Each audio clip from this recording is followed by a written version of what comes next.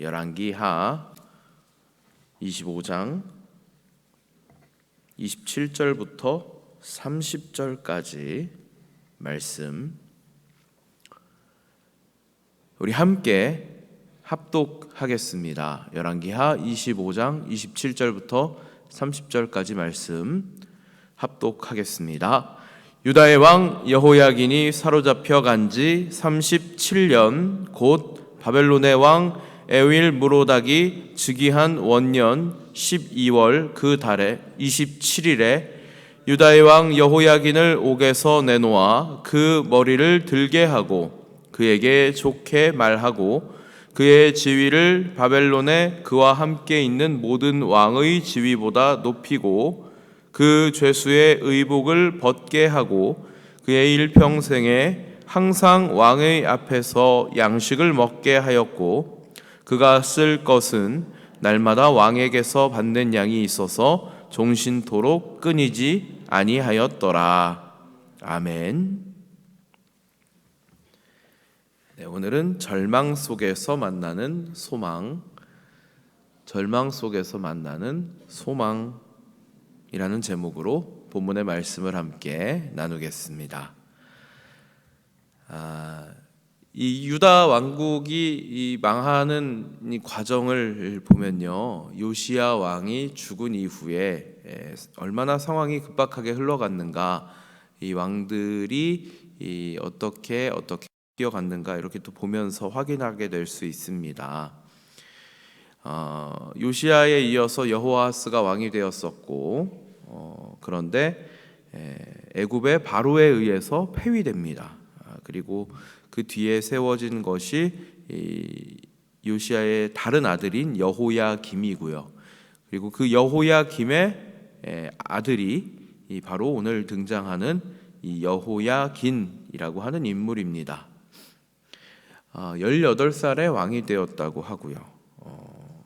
여호야긴이 왕위에 오르던 시기에 이 유다 왕국 주변 정세는 바벨론이 이 신흥 강자로 떠오르면서 느부갓네살이 유다를 침공해 오는 그런 상황입니다. 그리고 그 결과로 왕과 그리고 고위 관리들이 이 포로로 끌려가는 일이 발생을 합니다. 물론 그것으로 유다 왕국이 끝난 것은 아닙니다만 실질적으로는 나라가 이제 망했다 이렇게 봐도 되는 것이, 왕도 끌려갔고 외세에 의해서 다른 인물이 왕으로 지목되고 그런 상황이었기 때문에 사실은 이제 나라는 거기서 끝났다고 보아도 무방할 것 같습니다.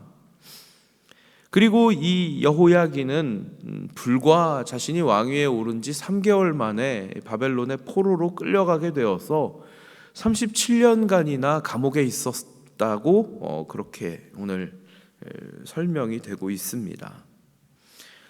37년간 감옥에 있다가 자신을 잡아가두었던 느부갓네살이 아닌 다른 왕이 즉위하고 나서 풀려나게 된 것입니다. 한편으로 생각해 보면 그래요. 18살에 왕이 되었으니까 왕위에 오르기까지의 기간보다도 2배가 되는 기간을 감옥에서 살았습니다. 인생의 3분의 2를 감옥에서 살게 된 셈인데요. 얼마나 고통스럽고 힘든 시간이었을까. 나라는 거의 망했다고 보아도 되고, 자신은 인생의 3분의 2나 되는 기간을 감옥에서 살면서, 그것도 언제 풀려날지도 모르잖아요. 그런 상황에 놓여 있으면 도대체 무슨 생각을 하면서 그 안에 들어 있었을까, 그런 생각을 해봅니다. 그 3개월이라고 하는 왕좌에 올랐던 기간은 과연 편했을까? 차라리 그 자리에 오르지 않았던 것이 그 인생에 더 낫지 않았을까? 이런 생각까지도 해보게 되는데요. 이런 여호야긴의 비참한 삶은 유다의 인생과도 유다 왕국의 그 모습과도 저는 같다고 생각을 합니다. 짧은 중흥기를 보내고 그리고 나서 이제 어려운 상황 가운데 놓여져 있는데 사실은 누구에게도 기댈 수 있는 상황이 아니죠. 어디에도 소망을 둘 수가 없는 것과 같습니다. 그런데 어느 날 갑자기 옥이 열리고 그를 감옥에서 꺼내어 왕 앞에 세우고 그의 의복을 갈아입혀주고 그가 먹는 음식을 바꾸어 주었다. 왕이 먹는 것과 같은 것을 먹게 하였다는 것을 보면 깊은 절망 가운데 놓여 있었던, 마치 지옥과 같았었던 그에게 한 소망의 빛이 비추어 왔다라고 설명할 수 있는 것입니다. 그를 감옥에서 꺼내준 왕은 물론 자기가 어렸을 때 바벨론에 끌려올 때 자기를 잡아왔던 그 왕이 아닙니다. 그때 왕은 느부갓네살이고 오늘 등장하는 이 왕은 에윌 무로닥이라고 하는 왕입니다. 어쨌든 중요한 것은 여호야긴은 사면을 받았습니다. 다른 포로된 왕들의 지위보다도 더 높은 위치에 올라갈 수 있게 되었습니다. 그를 위로해주면서 죄수의 의복을 벗겨주면서 왕 앞에서 양식을 공급해주면서 부족함 없이 살 수 있도록 도움을 받게 되었습니다. 이것이 소망의 빛이라고 말씀을 드리는 이유는, 그리고 이 열왕기의 마지막 기록에 이렇게 여호야긴이 갑작스럽게 감옥에서 풀려나서 이런 왕으로서의 대우를 받게 된 것은 이것이 결코 인간의 역사가 아니기 때문을 우리가 볼 수 있는 것입니다. 인간의 역사에서 망한 나라의 왕은 소망이 없습니다. 죽게 되거든요. 일반적으로 망한 나라의 왕은 죽는 겁니다. 살아있다 해도 살아있는 것이 아닙니다. 37년간 여호야긴도 그랬죠. 비록 그가 살아있으나 눈을 뽑힌 다른 시드기야 같은 그런 인물과는 다르나 어쨌든 감옥에 갇혀서 37년이라고 하는 시간을 보내면서 소망 없이 하루하루 절망 가운데 살았을 것입니다. 그러나 이제 이 이야기는 여기서 그냥 끝나는 것이 아니라 열왕기의 기록은 여기서 끝이 나지만, 그러나 하나님의 역사는 여기서 끝이 나지 않는다는 것을 우리에게 보여주고 있는 것입니다. 유다는 무너졌습니다. 이들은 여전히 소망이 없어 보이고 지금 아무것도 할 수 있는 상황이 아닙니다. 그러나 분명한 것은 유다를 심판하신 하나님은 약속하신 대로 그들을 다시 회복시키실 수도 있다라고 하는 것이죠. 마치 37년간 절망의 시간을 보내고 아무 소망도 없는 때에 갑작스러운 소망의 빛을 비추어 주신 것처럼 유다의 회복은 이들이 절망 가운데 놓여서 더 이상 소망이 없다고 보여지는 그때에 하나님께서 비추어 주시는 소망의 빛으로 다시 소망을 품을 수 있게 된다 하는 것입니다. 이 유다가 망한 것은 우리가 역사를 통하여서 그리고 또 선지자들의 기록을 통하여서 확인했던 것처럼 그들이 하나님 앞에 죄를 지었기 때문입니다.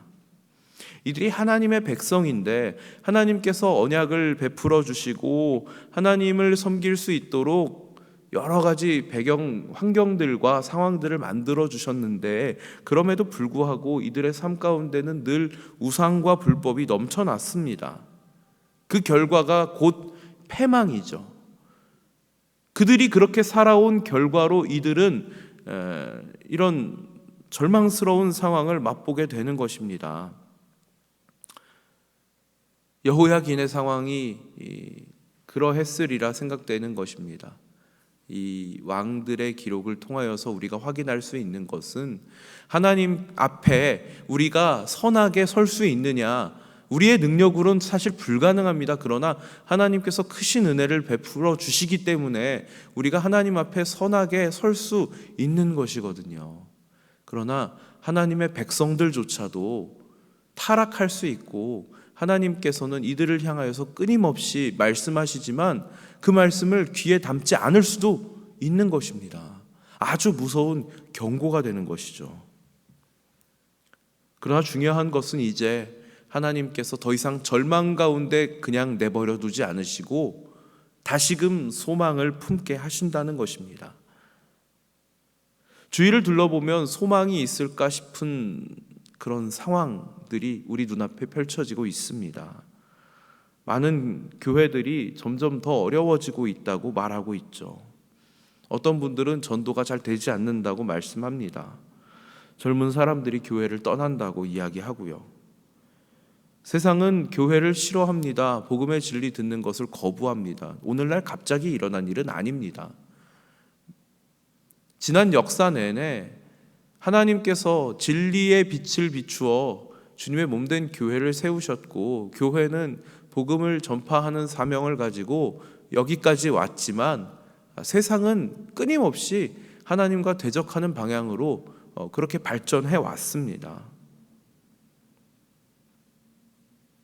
그러나 우리 한국교회의 역사를 보면 마치 3개월 왕으로 살고 감옥으로 들어가 버린 이 여호야긴처럼 짧은 어떤 그 부흥의 시기를 보내고 오랜 기간 동안 침체된 시기를 보내고 있는 게 아닌가, 이런 생각을 하게도 됩니다. 그러나 하나님은 여전히 우리에게 소망을 품으라 말씀하시는 것이죠. 영원한 절망 가운데 놓여져 있었던 우리에게 소망이 되는 것은 무엇일까요? 무엇이 우리에게 소망의 이유가 되는 것일까요? 오늘 여호야긴은 갑작스럽게 감옥에서 꺼내진 것이 그에게 소망이었다면, 오늘 우리에게는 사망의 음침한 골짜기, 절망 가운데 놓여져 있었던, 흑암의 어두움 가운데 놓여져 있었던 우리가 생명의 빛을 보았다. 그 빛이 우리에게 비추었다. 그 빛이 무엇입니까? 바로 예수 그리스도입니다. 그분을 우리가 만남으로 인하여서 우리는 영원한 절망 가운데에서 소망으로 건져진 것이죠. 제가 앞서 말씀드렸던 것처럼 성경이 패망의 역사를 기록하는 가운데 맨 마지막 부분에 이렇게 여호야긴이 석방당한 이야기를 기록한 것은 하나님께서 이것이 결코 인간의 역사로 만들어진 것이 아니라 하나님이 계획하셨고 하나님이 예고하신 대로 일이 이루어지고 있다라고 하는 것을 보여주시는 장면이다, 이렇게 말씀을 드렸습니다. 하나님은 교회를 향하여도 최후 승리를 약속하셨습니다. 비록 우리가 처해 있는 오늘날의 현실이 소망을 찾아볼 수 없을 것 같은 상황일지라도 무너진 유다를 회복시키시는 하나님, 여호야긴을 석방시키시고 그에게 왕의 의복을 입히시고 좋은 것을 먹이시는 하나님, 사망 가운데, 흑암의 깊음 가운데, 어두움 가운데 놓여 있었던 우리가, 절망 가운데 놓여 있었던 우리가 예수 그리스도라고 하는 소망을 품게 하신 바로 그 하나님께서 절망을 소망으로 바꾸라 말씀하시는 것입니다. 우리 사회에 직접적으로 우리 신앙과 맞닿아 있는 여러 현안들로 인해서 많은 위기를 느끼고 있는 현실입니다. 그런 문제들을 이제 교회가 연합해서 극복해 보고자 이런 집회도 막 열려고 하고 그런 일들이 지금 진행이 되고 있는 것을 봅니다. 연합해야 되고요.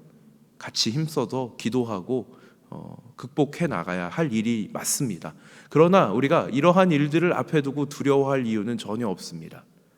분명한 것은 하나님께서 교회를 향하여 우리는 결국 승리할 것이고 하나님께서 이기실 것이고 하나님이 계획하신 대로 일이 진행될 것이고 하나님의 역사가 이루어질 것임을, 그것이 우리가 바라고 기대하고 기도하고 나아가야 할 길임을 하나님께서는 끊임없이 오늘날 우리에게 말씀하고 계신다라고 하는 것입니다.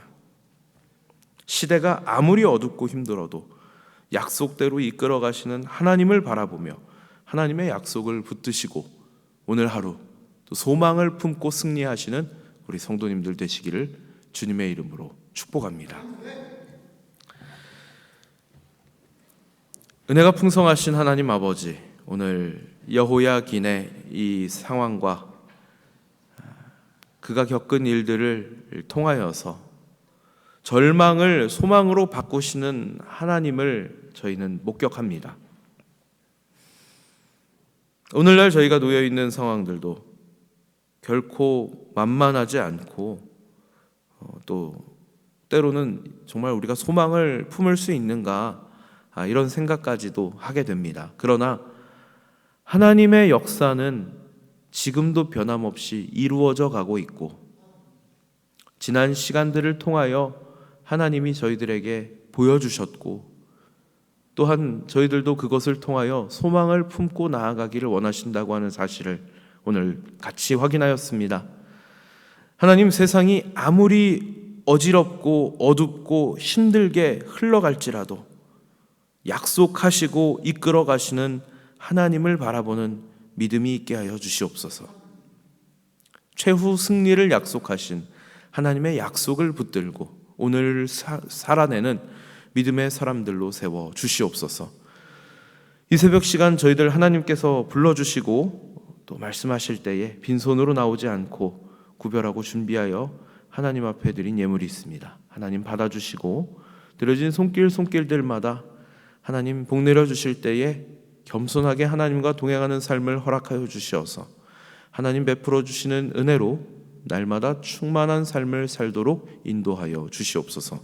오늘 하루도 믿음 가운데 거하며 승리하는 삶을 살게 하여 주실 줄 믿고 감사드리며 우리 구주 예수 그리스도 이름으로 기도드리옵나이다. 아멘.